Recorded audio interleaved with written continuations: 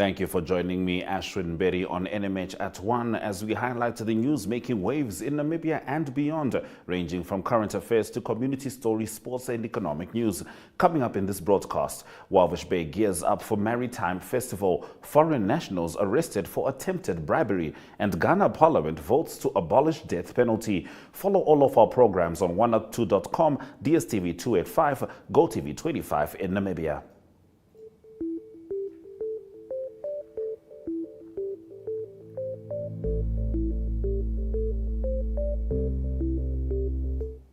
The Namibia Revenue Agency has revealed that a recent attempt to bribe one of its officials has led to the arrest of 2 foreign nationals in Windhoek following a sting operation by agency and the Anti-Corruption Commission. In a statement, NAMRA said a Chinese male national was apprehended at the NAMRA offices on Monday, while an Angolan female was arrested at the ACC premises yesterday for allegedly offering a bribe of 50,000 Namibian dollars to a NAMRA staff member. The bribe was intended to influence the release of 6 million Namibian dollars belonging to a trading entity which has been frozen, the statement revealed. In another unrelated matter, a male suspect was arrested today in Walvis Bay on charges including fraud, tax evasion, racketeering and money laundering. Visual News highlights local stories from across Namibia right after the break. Welcome to Active Kids, a daily TV show that sparks creativity, learning and fun for young minds. With exciting activities and lessons, Active Kids inspires curiosity and a love for learning. New face to the 150. The perfect mix of play and education. Don't miss out on the fun. Tune into Active Kids on NTV every weekday at 10 o'clock and let the adventure begin.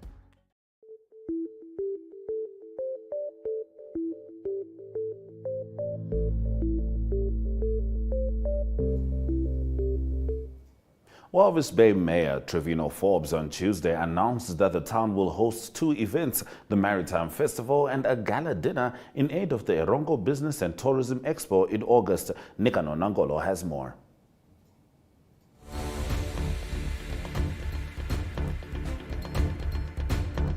The Walvis Bay Maritime Festival, scheduled to take place on the 4th and the 5th of August 2023. This exciting event marks the inaugural festival under the theme Preserving a Healthy Ocean Ecosystem for a Resilient Economy.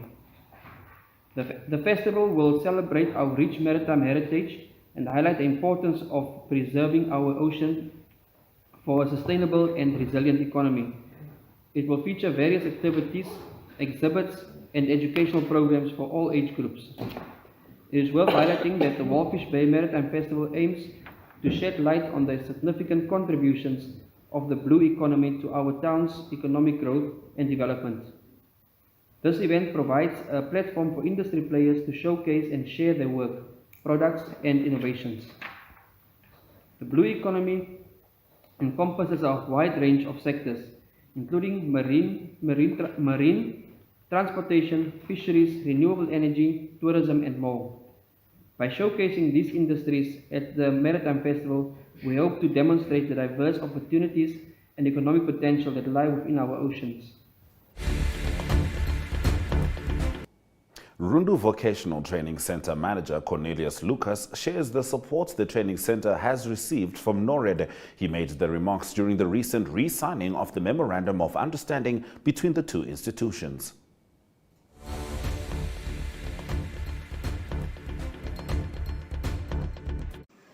NORAD have increased the length of industrial attachment from 6 months to 12 months to allow trainees to gain more practical exposure as per TVET requirements.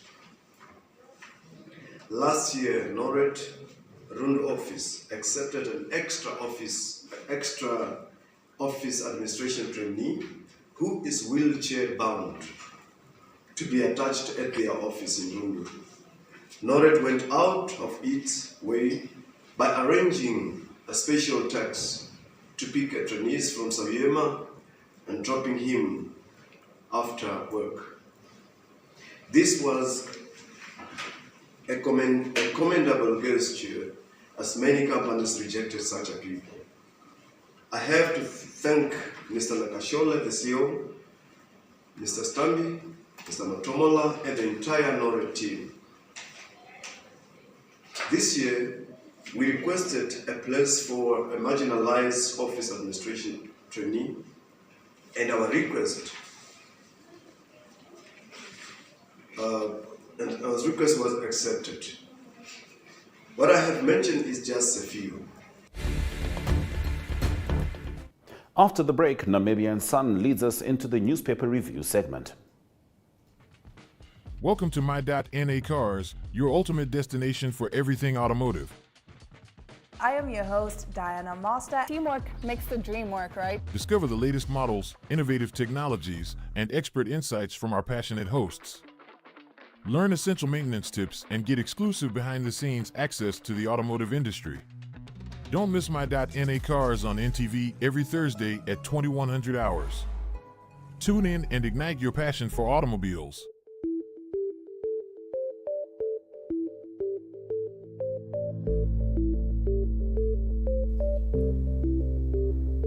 Heading into the newspaper review, the presidency has confirmed receipt of bills seeking, among other things, to suppress views that favor same-sex marriages, reports Namibian Sun. Originally camouflaged as only seeking to explicitly define the term spouse, the bills, tabled in Parliament by SWAPO hardliner Jerry Kanjo, are also now seeking to ban advocacy and propagating for same-sex marriages. According to the bills, anyone found advocating for or propagating same-sex marriages could face a fine of up to 100,000 Namibian dollars. The ruling party SWAPO, at its Central Committee meeting last week, resolved to push for giving spouse a clear heterosexual meaning in the Immigration Control Act. The Information Ministry's Executive Director, Audrey Mate, has cast aspersions over state-owned newspaper New Era's reportage on several scandals engulfing the Namibia University of Science and Technology, calling it embarrassing. Taking to social media last week, Mate said the public media must not be used to fight personal battles. He told Namibian Sun that he has raised his concerns with New Era's leadership, but hastened to add that this is where it ended because the ministry has no right to interfere in the newspaper's editorial decisions. The media ombudsman, John Nakuta, also declined to comment after NUST dragged the newspaper to his office to seek recourse. Now, Republican's front page zooms in on Elago Nantana, who will complete his walk of about 380 kilometers from Otavi to the Helao-Nafidi border post at Oshikango on Saturday. He is walking to draw attention to raising awareness of mental health among men and the importance of faith and support to face challenges. Last year, Elago walked 1,919 kilometers in 93 days from Oraniemund to Devundu to raise awareness among men. After completing the walk, I became concerned about the high suicide rate in the Hoangwena region and decided to walk again this year. As I walk, I talk to the men, especially about suicide, depression, and anxiety. I give them hope and motivate them. People are motivated when they see someone doing a selfless act. According to Republicans, page 2, Namibia defended South Africa's sovereign right to make independent decisions regarding its foreign policy. This follows amid critics calling for a policy of non-alignment with Russia, the neighboring country's long-standing ally, at the center of the geopolitical war. Namibia's former ambassador to Cuba, Jerobeam Shanika, questioned the expectation that African countries should act in a certain way. This while other countries acted more aggressively in the past, which, as in the case of Iraq, led to destabilization and chaos. The Algemene Zeitung leads with an update about the Daures Green Hydrogen Village, which has been criticized in the media for supposed lack of transparency, as there is still no clear indication of where it will get its water supply from. Daures, on its online platform, says that it has access to 8 boreholes that will supply water at a rate of 5 cubic meters per hour, while the project will only need a total of 70. Now, in the meantime, there still seems to be a lack of transparency in terms of who the shareholders of the project are, while public funds from Germany have been allocated to the tune of 220 million Namibian dollars. On its page 3, the Algemene Zeitung focuses on the Annexus Power project that is taking a significant step forward as it receives 3 electricity generating units that will in future be able to produce a combined 54 megawatts when fully installed. The generators use either HFO or natural gas to produce electricity. We start off with Popular Democratic Movement in the Namibian after the break.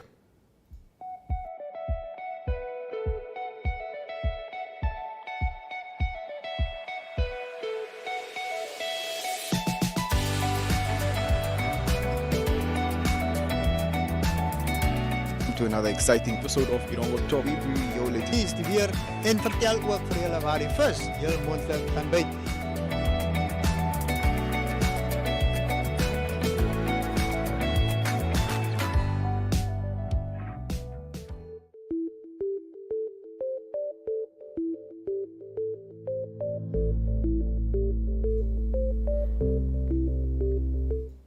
Popular Democratic Movement Member of Parliament Nico Smit has called for the dismissal of the National Petroleum Corporation of Namibia's board members, as well as the company's suspended managing director Emmanuel Mulunga. Smit accused the board members of acting unprofessionally and in bad faith and failing to uphold the principles of duty of care and prudence after it came to light that Mulunga authorized a payment of 100 million Namibian dollars for an oil block in Angola.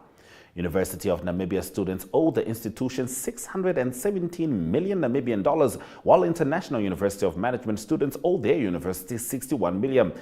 IUM spokesperson Gere Munyama confirmed the amount owed to his institution, while UNAM spokesperson Simon Namesho said that as of April, the university is owed a staggering 617 million by students still enrolled. Now, according to New Era, Swakopmund resident and quality assurance manager at Namibia-based aviation, Anki Nauhaus finds herself at the center of a legal storm, facing multiple charges, including culpable homicide. The other charges against her include fraud, forgery, uttering, as well as violation of the Aviation Act. All the charges are linked to the fatal helicopter accidents that claimed the lives of pilot Jacques Jacobs and aviation engineer Dirk von Weitz last Monday in Swakopmund. Jacobs, a well-known flight instructor in the Namibian aviation fraternity, and von Weitz died after taking the helicopter on a test flight following some maintenance work. The accident raised questions about the circumstances surrounding the crash and prompted a thorough investigation by authorities. Bank of Namibia Deputy Governor Epson Wanguta says that Namibia will need a fit-for-purpose public service, adding economic development can be severely hampered by the absence of an able and capable public service. Wanguta made the remarks yesterday during the public lecture on the 2023 Africa Public Service Day celebrations underway in Katima Mulilo. The theme of celebrating Africa Public Service Day this year is the African Continental Free Trade Area, which will require a fit-for-purpose African public administration. And South Africa is one of several African countries expecting a significant growth in tax revenue. This is one of several trends emerging from the latest Africa Tax Outlook report. The ATO makes projections about future tax revenue based on tax buoyancy and tax stability. To calculate these projections, the ATO looks at the tax revenue collected 10 years ago and uses that information to estimate the revenue that may be collected in 2023. Now, the Confederation of Namibian Fishing Associations has dismissed reports that it does not pay its fair share of taxes to government. More on this as we head into economic news. We are so excited to be kickstarting your morning with entertainment. Everything was happening during this past weekend. Yes. Exciting news. Wow, no, she was killing it already. In my opinion, I don't see anything wrong with him serving the full term. As well as keeping you informed on the issues that you need to know happening in and around our country.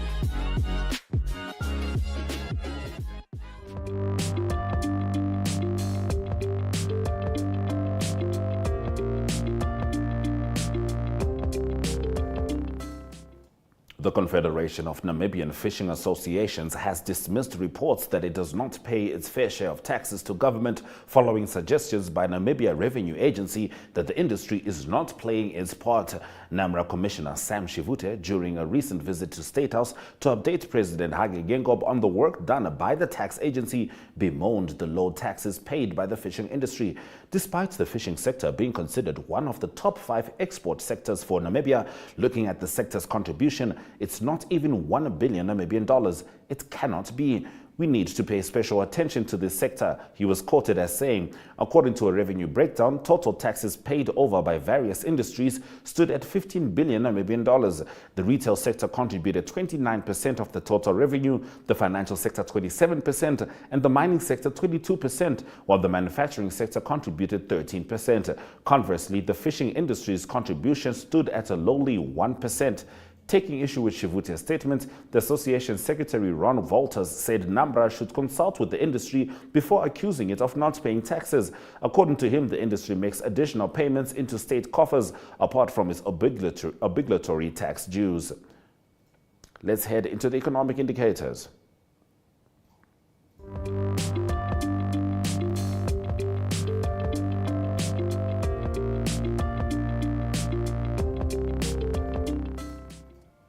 The Namibian dollar trades at 17.67 next to the US dollar, with 22.77 Namibian dollars getting you 1 British pound. First Rand Namibia managed an uptick of 4.20%, whilst most selected NSX stock closing prices maintained their value.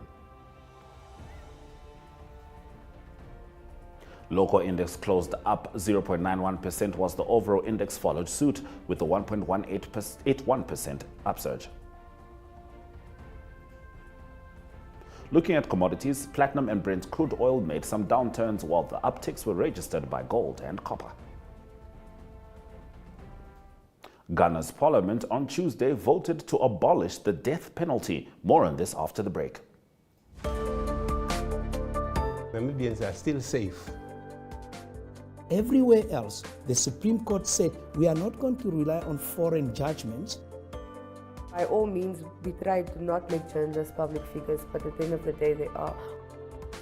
Very good evening. My name is Taiwan Jabela, your host. With their Protestant offsprings. But the implementation, like she's saying, is another thing.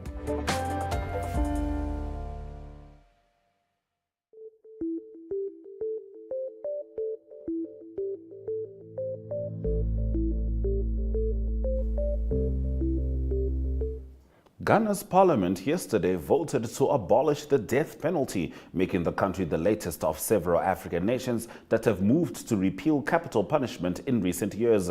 No one has been executed in Ghana since 1993, although 176 people were on death row as of last year, according to the Ghana Prison Service. The new bill will amend the state's Criminal Offences Act to substitute life imprisonment for the death penalty, according to Parliamentary Committee report. President Nana Akufo-Addo still has to assent for the law to take effect. This is a great advancement of the human rights record of Ghana, said Francis Xavier Sosu, the parliamentarian who tabled the bill. Ghana is the 29th country to abolish the death penalty in Africa and the 124th globally.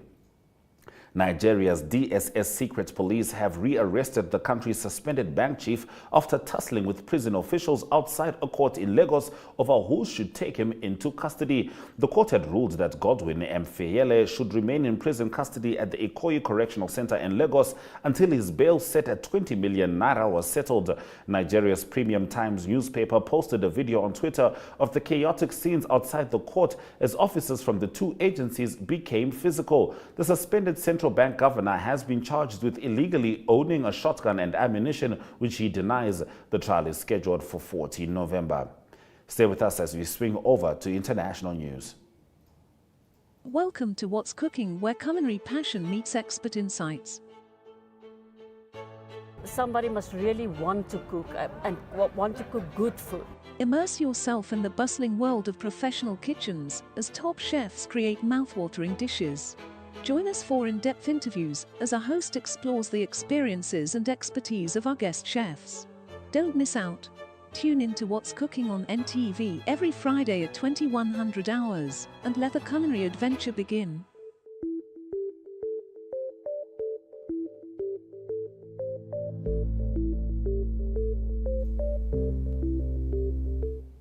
Heading into international news, 2 Greek Air Force pilots have died after a plane crashed while fighting wildfires on the Greek island of Evia, officials say. The water-bombing plane crashed while battling a forest fire near Platanistos, the Defense Ministry said. The pilots were named as 34-year-old Christos Molas and his co-pilot 27-year-old Periklos Stefandis. Now, an intense European heatwave has also sparked wildfires across Sicily, Algeria and Tunisia. Greek TV showed that the Canadair aircraft flying low to drop water on a fire before turning sharply into a hillside and bursting into flames. State broadcaster ERT said the plane crashed over the town of Kerestos on the island where the fire was burning. The plane was among at least 3 other aircraft and about 100 firefighters tackling fires on Evia. Indian Prime Minister Narendra Modi's government is set to face a no-confidence vote in Parliament amid a deadlock with the opposition over violence in the state of Manipur. Now, a lawmaker from the opposition Congress Maki moved a no-confidence motion earlier today. Opposition leaders have said this is to force Mr. Modi to speak on Manipur. They have been demanding that he address Parliament on the ethnic clashes in the state. Federal Home Minister Amit Shah told Lok Sabha, the lower house of Parliament, earlier this week that the government was ready to discuss the violence in Manipur and accused the opposition of preventing this. At least 130 people have been killed and tens of thousands displaced in Manipur since May after violence broke out between the majority Meitei group and the tribal Kuki minority. Stay with us as we look at the latest news from Christine Boma when we head into local sport. Welcome to Active Kids, a daily TV show that sparks creativity, learning, and fun for young minds. With exciting activities and lessons, Active Kids inspires curiosity and a love for learning. New face to the 15. The perfect mix of play and education. Don't miss out on the fun. Tune in to Active Kids on NTV every weekday at 10 o'clock and let the adventure begin.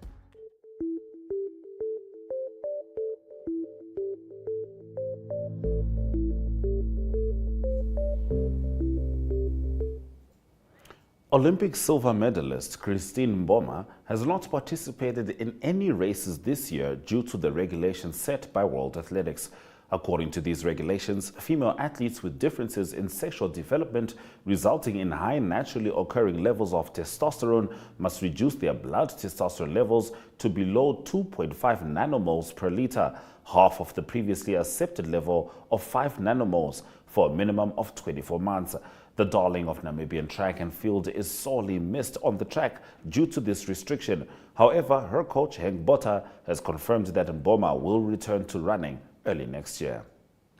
President of Netball Namibia Rebecca Goagoses and Vice President of Strategy Connie Samaria are in Cape Town to attend the World Netball Congress from 26 to 27 July. As the World Cup gets started, Namibian volleyball action is heating up as teams in 8 regional leagues battle it out to try and qualify for the Namibia Volleyball Federation Cup in September. Stay with us as we head into international sports after the break. Welcome to My.NA Cars, your ultimate destination for everything automotive. I am your host, Diana Master. Teamwork makes the dream work, right? Discover the latest models, innovative technologies, and expert insights from our passionate hosts. Learn essential maintenance tips and get exclusive behind-the-scenes access to the automotive industry. Don't miss My.NA Cars on NTV every Thursday at 2100 hours. Tune in and ignite your passion for automobiles. Namibians are still safe. Everywhere else, the Supreme Court said we are not going to rely on foreign judgments. By all means, we try to not make journalists public figures, but at the end of the day, they are. Very good evening. My name is your host. With their Protestant offsprings. But the implementation, like she's saying, is another thing.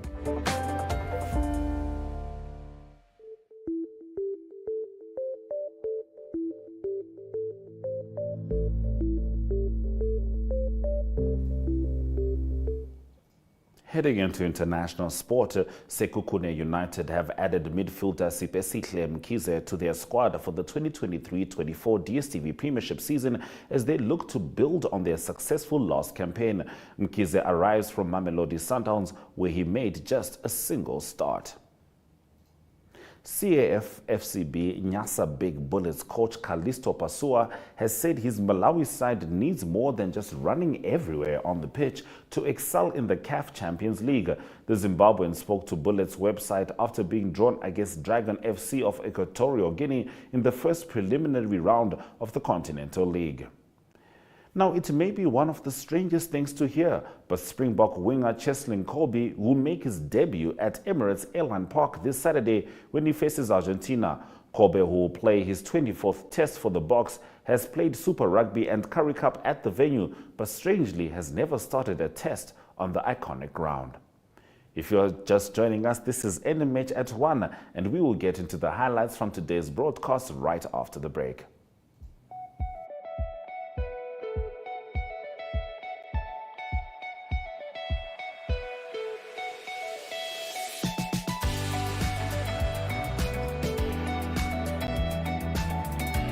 To another exciting episode of Irongok Talk. We bring jou Is die weer en vertel ook vir julle waar die vis heel moontlik gaan byt.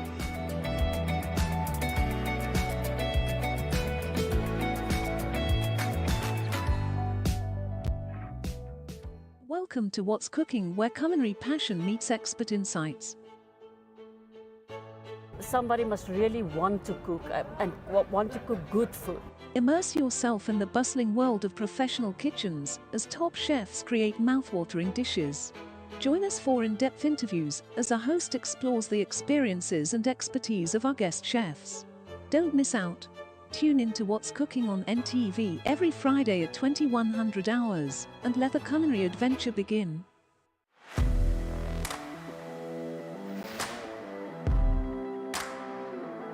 Hello and welcome to today's Sports Rep Show. I am your host, Jesse Jackson Kauraifa.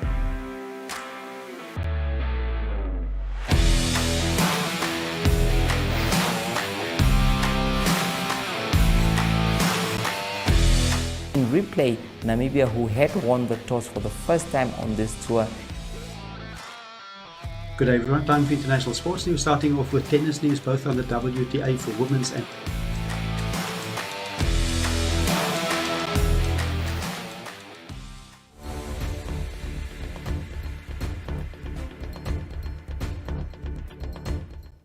Thank you for staying with NMH at 1. Let's get into the highlights from this afternoon's broadcast.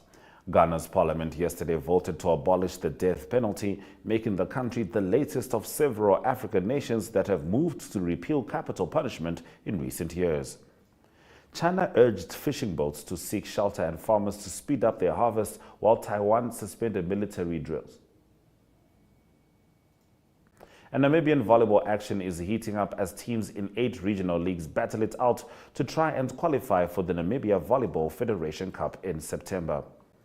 Apologies, that second visual was about the fires in Greece, which killed 2 pilots who were doing their best to stem those fires. Those have been your highlights. Remember to tune in every weekday at 1 p.m. to spend your lunch hour with NMH at 1, catching up on the latest news in Namibia. Until tomorrow, stay safe, keep warm.